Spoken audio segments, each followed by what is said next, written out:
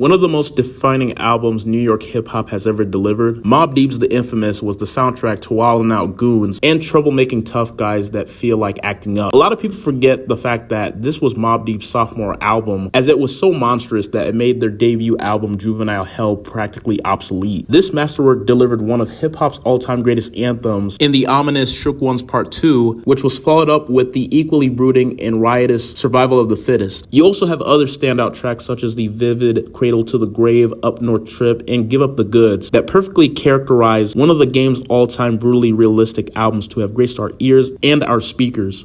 Rappers are monkey flipping with the funky rhythm I be kicking. Musician, inflicting composition of pain. I'm like... I mean, come on, do I really have to explain why I love Nas Illmatic so much? Not only is it the greatest hip-hop debut album of all time, not just the greatest hip-hop album of all time, one of the greatest albums, period, just in general. Enough said. Anyways, I hope you get this, man. Hit me back, just a chat. Truly yours, your biggest fan. This is Stan. When it came to the release of the Slim Shady LP, it was the album that catapulted Eminem into superstardom, solidifying him as the most exciting rapper heading into the new millennium. And although as great as the album was, it was nothing compared to the impact of the Marshall Mathers LP. You can tell that this was far different from the Slim Shady LP, as that album catered to like a more comedic approach. The Marshall Mathers LP had like a more darker tone to it, especially the way how M tackles like a wide range of themes, whether if it came to his come up, the criticism of the media, his tumultuous relationship with his mother, etc., etc. The Marshall Mathers LP was such a big step up from his previous releases, and with the MC showcasing his phenomenal rhyming versatility, storytelling chops, and emotional depth across songs like Stan, The Way I Am, I'm Back, and especially the song Kim, which is extremely dark and evil as fuck. And while the Marshall Mathers LP is an album that's highly controversial, but one thing about controversy, it'll always create attention. Over time, the Marshall Mathers LP would go on to become one of the best-selling albums of all time, and with that, Eminem would be crowned as hip-hop's new king. The company I keep is not corporate enough. Child rebel soldier, you ain't orphan enough. Now, if you're looking for an album that is the epitome of all hits and no misses and completely filler-free, then look no further than Daytona from veteran rapper Pusha T. Daytona is a lean, mean powerhouse record from the mind of hip-hop's greatest coke rapper, as it features only 7 tracks with a runtime of 21 minutes. With Pusha T's excellent lyricism combined with Kanye West's hard-hitting and grimacing beats, then you got a recipe for an album that is just nothing but pure heat. Pusha T swings for the fences between the spheres of the drug trade and the rap game, displaying an uncanny ability to deliver knockout blows with a nonchalant flick of his wrist. Niggas thinking shit sweet. I carry big heat, wavy hair, chip teeth. Up in this bitch deep, Queens murder clicks me.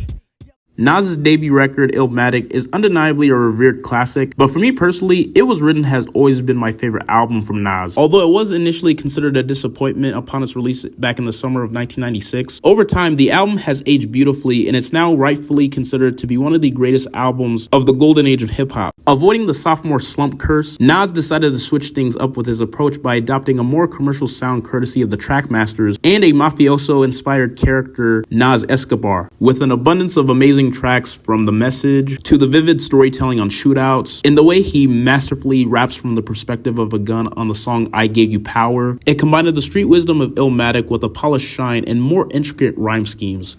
It's funny how money changes situation. Miscommunication lead to complication. My emancipation don't fit your...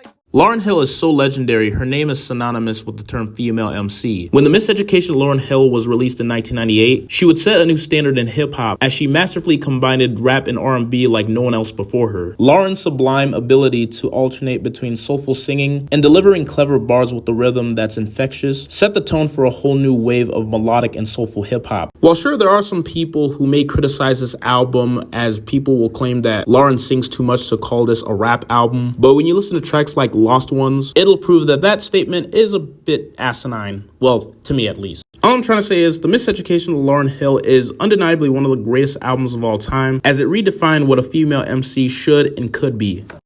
I've been patiently waiting for a track to explode on you. Get stunned if you want, and your ass to get rolled on. You never forget your first. Here we are, my number one favorite rap album, the very album that got me into hip-hop. Get Rich or Die Trying was such a monumental debut that not only solidified Curtis James Jackson III, aka 50 Cent's place in hip-hop, but also launched him into global superstardom. Released in early 2003, the album had a plethora of heavyweight producers behind it, most specifically Dr. Dre and Eminem serving as the executive producers. With a gritty and raw sound, the album perfectly encapsulated the harsh realities of life on the streets and showcasing 50's unique brand of gangster rap. The lead single, In the Club, became one of the biggest hip-hop songs of all time, and the album's overall success was virtually unstoppable. Its massive sales and chart-topping success were only surpassed by the sheer impact it had on pop culture. Not to mention the fact that it has one of the most iconic album covers, not just in rap history, but just in music history in general. Overall, 50 Cent's Get Rich or Die Trying is a timeless masterpiece that remains as relevant and powerful today as it was 2 decades ago.